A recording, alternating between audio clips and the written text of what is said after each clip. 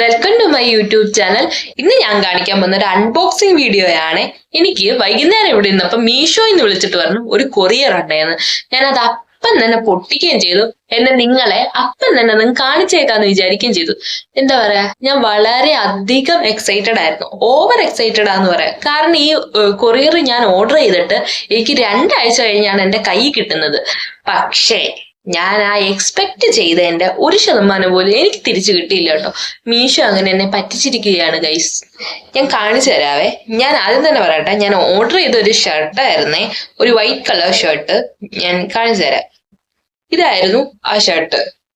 പുറത്ത് നോക്കുമ്പോൾ വലിയ പ്രശ്നങ്ങളൊന്നും ഇല്ലായിരുന്നു പാക്കറ്റിന്റെ അകത്തുനിന്ന് നമ്മൾ പെട്ടെന്ന് എടുത്ത സമയത്ത്. പക്ഷേ ശരിക്കുള്ള പ്രശ്നം അപ്പോഴല്ല ഗൈസ് ആരംഭിച്ചത്. ഞാൻ അതൊന്ന് തിരിച്ചു നോക്കിയപ്പോഴാണ് ഇതിന്റെ യഥാർത്ഥ പ്രശ്നം എന്താന്ന് എനിക്ക് മനസ്സിലായത്. കണ്ടോ, ഇതാണ് ഗൈസ് ഇതിന്റെ പ്രശ്നം.